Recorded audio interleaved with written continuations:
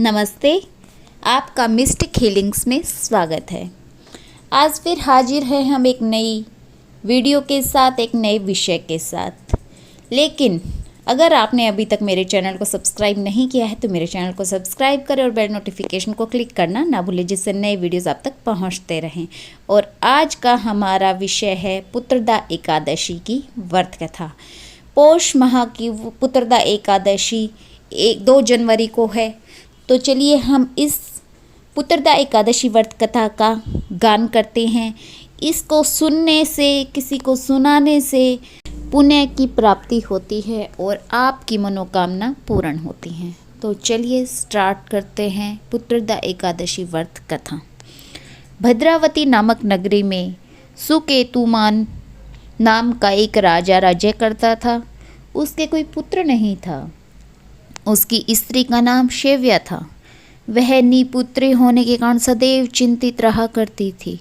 राजा के पितृ भी रो रो कर पिंड लिया करते थे और सोचा करते थे कि इसके बाद हमको कौन पिंड देगा। राजा को भाई, बांधव, धन, हाथी, घोड़े, राज्य, मंत्री, इन सब में किसी से भी संतोष नहीं होता था। वह सदैव यही विचार करता था कि मेरे मरने के बाद मुझको कौन पिंडदान करेगा। बिना पुत्र के पितरों और देवताओं का ऋण मैं कैसे चुका सकूंगा।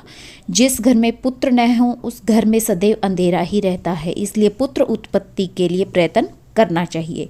जिस मनुष्य ने पुत्र का मुख देखा है वह धन्य है। उसको इस लोक में यश और परलोक में शांति मिलती है, अर्थात उनके दोनों लोक सुधर जाते हैं। पूर्व जन्म के कर्म से ही इस जन्म में पुत्र, धन आदि प्राप्त होते हैं। राजा इसी प्रकार रात दिन चिंतित रहता था। एक समय तो राजा ने अपने शरीर को त्याग देने का निश्चय किया, परंतु आत्मघात को महान पाप समझकर उन्होंने निश्चय किया कि ऐसा नहीं करना। एक दिन राजा ऐसा ही विचार करता हुआ अपने घोड़े पर चढ़कर वन को चल दिया तथा पक्षियों और वृक्षों को देखने लगा। उसने देखा वन में मृग, व्याघ्र, सुअर, बंदर आदि सब भ्रमण कर रहे हैं। हाथी अपने बच्चों और हथिनियों के साथ घूम रहा है। इस वन में कहीं तो गीदड़ अपने कर्कश स्वर में बोल रहे हैं, कहीं उल्लू ध्वनि कर रहे हैं। वन के दृश्य को देखकर राजा सोच विचार में लग गया। इसी प्रकार आधा दिन बीत गया। वह सोचने लगा कि मैंने कई यज्ञ किए, ब्राह्मणों को स्वादिष्ट भोजन से भी तृप्त किया, फिर भी मुझको दुख क्यों प्राप्त हुआ। राजा प्यास के मारे अत्यंत दुखी हो गया और पानी की तलाश में इधर उधर फिरने लगा। थोड़ी दूरी पर राजा ने एक सरोवर देखा। उस सरोवर में कमल खिले थे तथा सारस, हंस, मगरमच्छ आदि विहार कर रहे थे। उस सरोवर के चारों तरफ मुनियों के आश्रम बने हुए थे। उसी समय राजा के दाहिने अंग फड़कने लगे। राजा शुभ शकुन समझाकर घोड़े से उतरकर मुनियों को दंडवत प्रणाम करते हुए बैठ गया। राजा को देखकर मुनियों ने कहा, हे राजन, हम तुमसे अत्यंत प्रसन्न हैं, तुम्हारी क्या इच्छा है सो कहो। राजा ने पूछा, महाराज आप कौन हैं और आप यहाँ किस लिए आए हैं, कृपया करके बताइए। मुनि कहने लगे, हे राजन, आज संतान देने वाली पुत्रदा एकादशी है।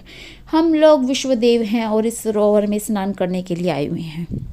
यह सुनकर राजा कहने लगा कि महाराज, मेरे भी कोई संतान नहीं है। यदि आप मुझ पर प्रसन्न हैं तो मुझे पुत्र वरदान दीजिए। मुनि बोले, हे राजन, आज पुत्रदा एकादशी है, आप अवश्य ही इसका व्रत करें। भगवान की कृपा से अवश्य ही आपके घर में पुत्र की प्राप्ति होगी। मुनि के वचनों को सुनकर राजा ने उसी दिन से एकादशी का व्रत किया और द्वादशी को उसका पारण किया। इसके पश्चात मुनियों को प्रणाम करके महल में वापस आ गया। कुछ समय बीतने के बाद रानी ने गर्भ धारण किया और 9 महीने के पश्चात एक सुंदर पुत्र को जन्म दिया। वह राजकुमार अत्यंत शूरवीर, यशस्वी और प्रजापालक हुआ। कृष्ण बोले, हे राजन, पुत्र की प्राप्ति के लिए पुत्रदा एकादशी का व्रत करना चाहिए। जो मनुष्य इस महात्म्य को पढ़ता है, सुनता है और उसे सुनाता है, उसे अंत में स्वर्ग की प्राप्ति होती है। जय श्री नारायण। अगर आपको यह वीडियो पसंद आई हो तो इसे लाइक और शेयर अवश्य करें। और अगर आपने अभी तक मेरे चैनल को सब्सक्राइब नहीं किया है तो मेरे चैनल को सब्सक्राइब करें। इसी तरह से आपको महत्वपूर्ण वीडियोज़ की मिलती रहेंगी। नमस्ते।